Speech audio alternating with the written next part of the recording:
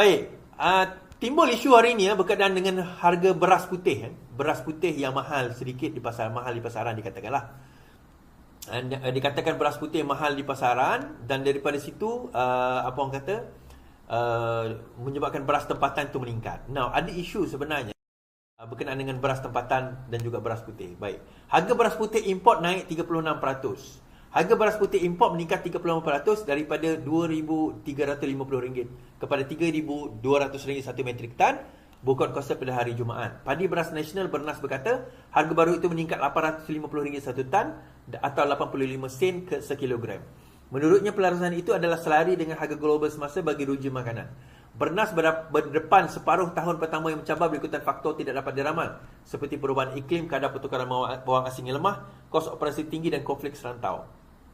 Faktor-faktor ini secara kolektif meninggalkan kesan ketara dalam pasaran dagangan beras dan kemudian jadi tambah lagi dengan larangan ekspor beras putih yang diumumkan India. Bagaimanapun, disebabkan keadaan semasa yang tidak menentu dan selepas mempertimbangkan keperluan untuk memastikan operasi perniagaan yang mampan dan kestabilan industri, pelarasan harga adalah perlu dan tidak dapat dielakkan buat masa ini, katanya.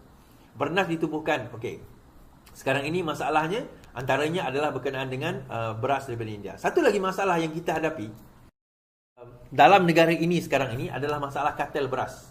So ini isu ini saya dengar, tetapi saya tak berani verify betul atau tidak, tetapi saya dengar berlaku sekarang ini disebabkan oleh kenaikan harga beras import. Apa yang berlaku? Ada beras tempatan, dia orang sorok, dia orang tukar kepada beras import. Kononnya itu adalah beras import. Ini yang berlaku.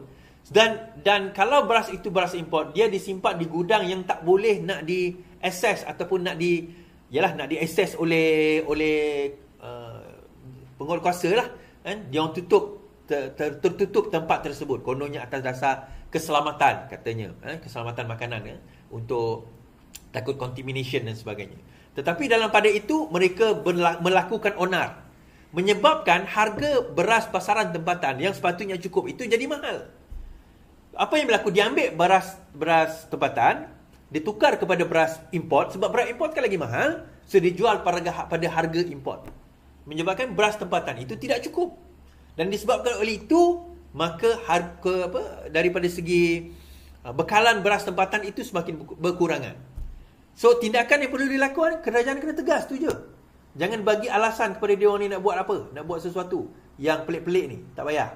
Kalau dia nak buat sesuatu juga, ini masanya kita akan ambil tindakan kepada mereka dan kita kena tunjukkan bahawa kita adalah pejuang rakyat, bukan pejuang-pejuang kartel dan pejuang-pejuang apa orang kata company-company yang besar ni yang cuba untuk nak menyekat dan juga memastikan rakyat ni tidak dapat sewajarnya. Dan mereka untung berbilion, tuan-tuan. Mereka untung berbilion. Ini antara perkara yang sepatutnya kita kena tegas dalam perkara ini. Kena tegas dalam perkara ini. Baik. Ada yang mengatakan Suruhanjaya Komunikasi Multimedia sebagai Big Brother wartawan kanan. Itu saya dah ulas beberapa hari lepas. Tapi mereka buat bising lagi. Dan ada kenyataan daripada pelajar-pelajar Universiti UKM. So UKM kot? UKM, Universiti Kebangsaan Malaysia. Kalau saya Universiti, pelajar universiti kata tak patut jadi Big Brother, kita ini, kita itu. Saya tahu yang keluar kenyataan itu bukan geng-geng apa orang kata, geng-geng lain pun. Ini adalah geng-geng yang bersama dengan Perikatan Nasional. Tapi kita nak cerita pada adik-adik yang baru nak up ni, siapa sebenarnya Big Brother?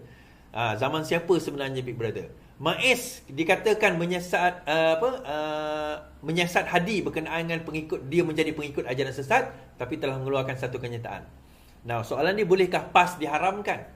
Harga beras naik kerana masalah kartel yang menukar beras kepada import. So kita akan tengok beberapa berita selepas ini, insya-Allah. Tolong share, tolong like, tolong subscribe, tolong tap love ni, share tuan-tuan. Boleh kita bawa share ni kepada 150 pada malam ini, 822 orang. Boleh tolong kita bawa share ini kepada 150 orang, insya-Allah. Baik. Sebelum kita pergi bercerita tadi, saya nak bawa berkenaan dengan satu kenyataan daripada Alexander Lantalinggi, Menteri Kerja Raya, mengatakan bahawa tak mustahil apa orang kata Sarawak boleh menukar kepada mata wang sendiri. Dia kata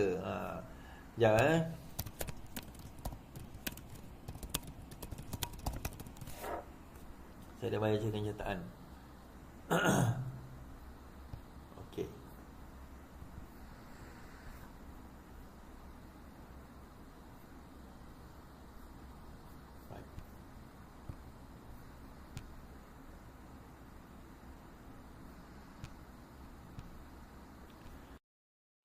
Saya baca kenyataan ini. Natalinggi bayangkan Sarawak perkenal perkenal mata wang sendiri, Kuala Lumpur. Seorang pemimpin dari gabungan Sarawak membayangkan kemungkinan negara itu akan memperkenalkan mata wang sendiri memandangkan keadaan ekonomi tidak menentu di Malaysia.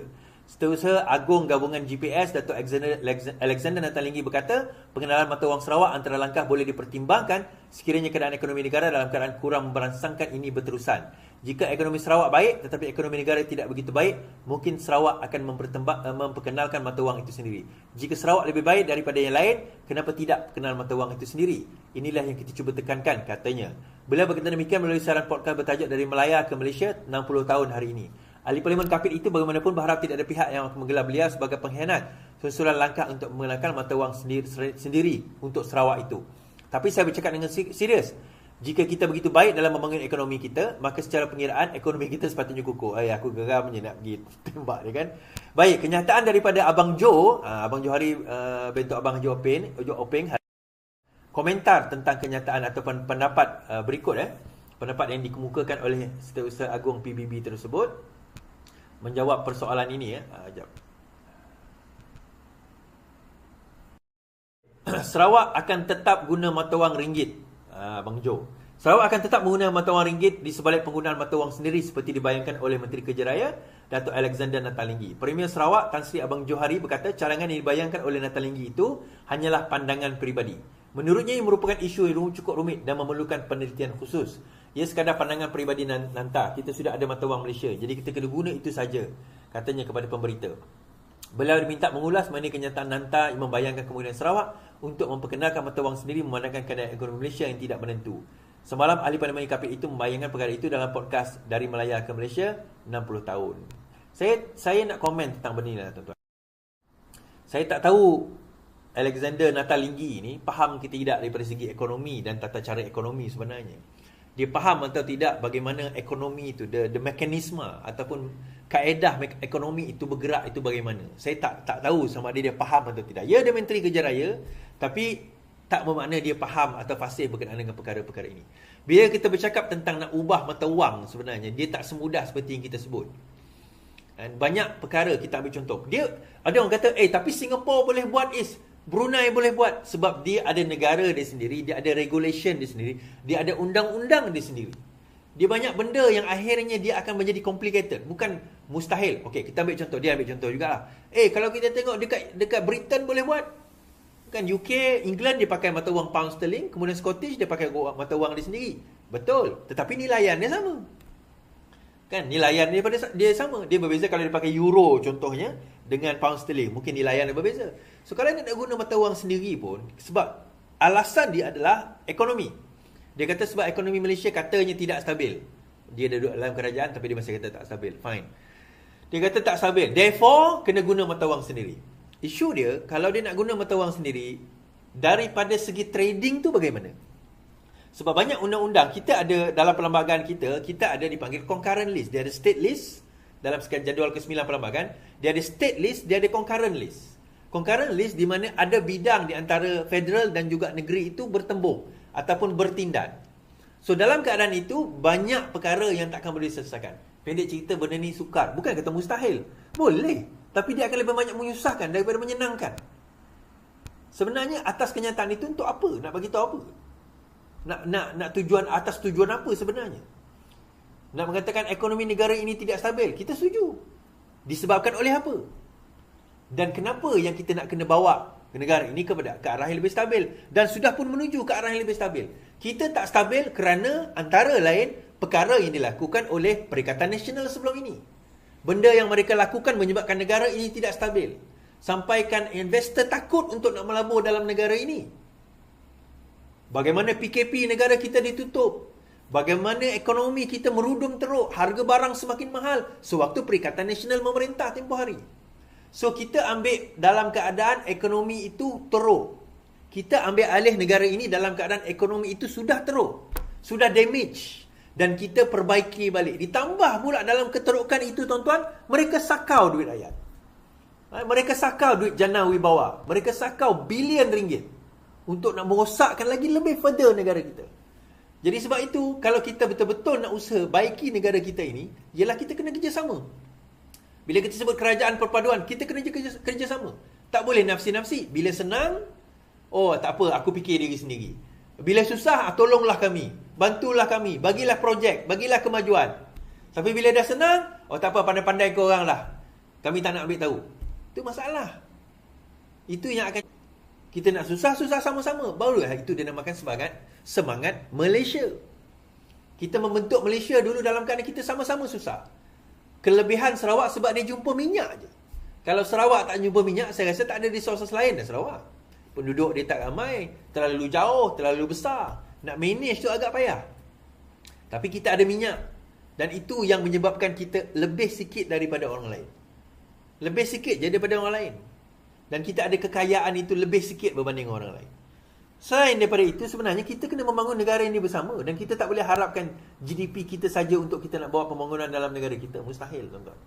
Bukanlah mustahil, tapi akan menyukarkan kita. Benda tu akan menjadi lebih susah dan lebih sukar untuk kita nak buat. Tuan-tuan, kita, banyakkan orang politik ni dia ada delusion tau. Delusional dia. Kata-kata. Dia rasa aku boleh buat. Tengoklah, kerja raya buatlah dulu. Selesaikan masalah kerja raya kat Sarawak tu. Jalan-jalan di Sabah banyak lagi tak selesai, Pen Borneo. Cuba settlekan tu dulu. Boleh?